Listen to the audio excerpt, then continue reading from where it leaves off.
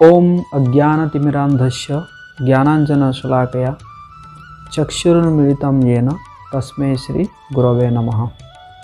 श्रीमद् भगवद गीता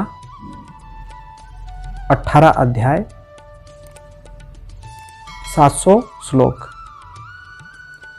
तो ये जो 18 अध्याय को 3 भाग में विभागीकरण किया गया है। पहला 6 अध्याय कर्मयोग, दूसरे 6 अध्याय 7 नंबर से लेकर 12 नंबर तक अध्याय भक्ति योग, और तीसरा जो 6 अध्याय है 13 नंबर से 18 नंबर तक ये ज्ञान योग है उसमें।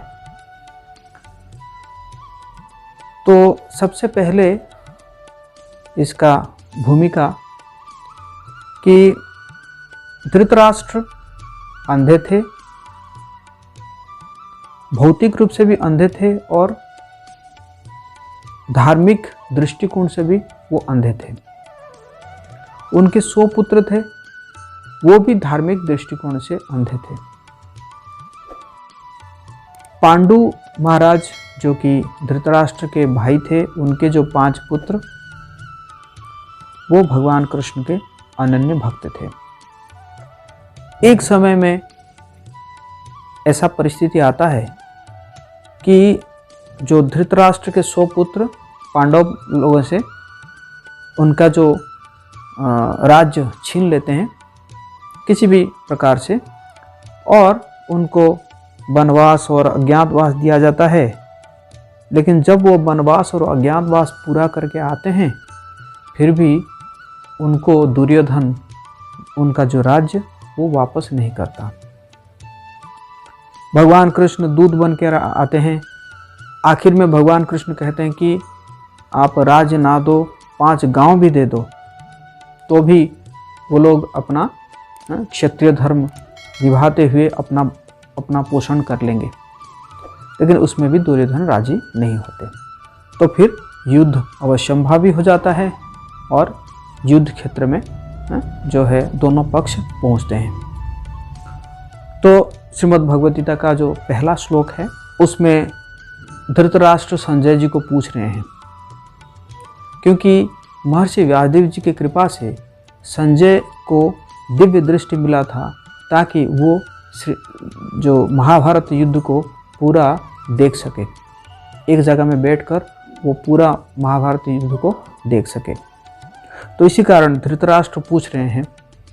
तो पहला श्लोक, अथः प्रथमोऽध्याय कुरुक्षेत्र के युद्ध स्थल में सैन्य निरीक्षण।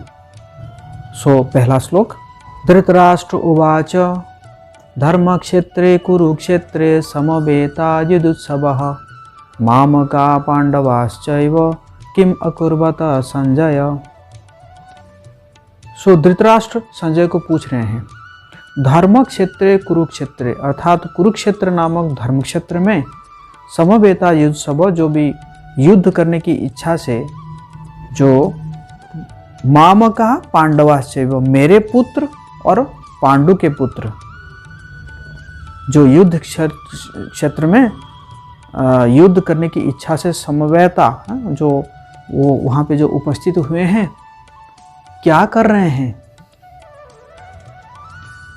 तो यहाँ पे प्रश्न उठता है कि जब युद्ध क्षेत्र में समवेत हुए हैं तो युद्ध करेंगे ही।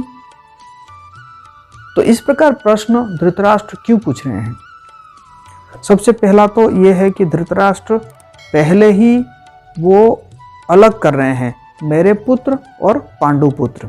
जबकि पांडु जब चले गए थे तो पांडु के पुत्र ये जो 5 भाई है वो धृतराष्ट्र को ही अपना पिता जैसे सम्मान कर रहे थे, उनको प्रेम कर रहे थे।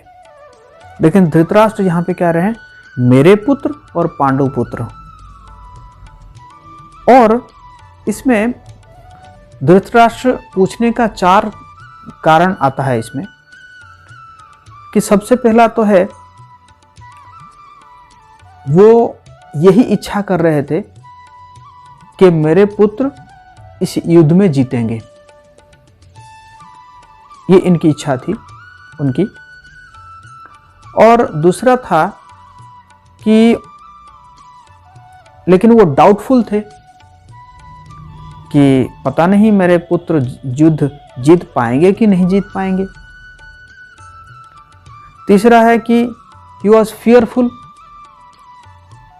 थोड़ा भयभीत थे कि धर्म क्षेत्र, कुरुक्षेत्र रूपक धर्म क्षेत्र में कहीं मेरे पुत्रों के ऊपर वो धर्म क्षेत्र का प्रभाव तो नहीं पड़ जाएगा और वो लोग कंप्रोमाइज करके तो नहीं आ जाएंगे, जिसको धृतराष्ट्र नहीं चाहते थे। धृतराष्ट्र चाहते थे युद्ध हो। और चौथा रीजन है कि वो बड़े होपफुल थे कि कहीं पांडव लोग जो है, पांडव लोगों के ऊपर धर्म क्षेत्र का प्रभाव पड़े और पांडव ही खुद कॉम्प्रोमाइज करके युद्ध क्षेत्र से निकल जाए, कि नहीं हमें युद्ध करने की ज़रूरत नहीं है, हम ऐसे ही भिक्षा करके अपना जीवन निर्वाह कर लेंगे। तो ये 4 कारण की वजह से धृतराष्ट्र यहाँ पे प्रश्न पूछ रहे हैं। लेकिन भगवान जी का प्लानिंग कुछ और है। भगवान जी का प्लानिंग ये है कि जैसे किसान जो खेती से खरपतवार को निकाल देता है, जिसको अनवांटेड वीड्स कहते हैं, जैसे खरपतवार को निकाल देता है किसान ताकि जो खेती में अच्छा सा फसल उगे, तो उसी प्रकार भगवान कृष्ण किसान रूप से इस युद्ध क्षेत्र में वो सारे खरपतवार कौन है? ये जो धृतराष्ट्र के 100 पुत्र और जितने भी उनके जो फॉलोअर है, उनके जो अनुयायी है, उन सबको भगवान कृष्ण निकालना चाहते हैं, है कि नहीं? उनको समाप्त करना चाहते हैं ताकि जो पांडव जैसे जो असली क्षति है, वो जो है असली जो फसल है वो अपना सही फल दे सके।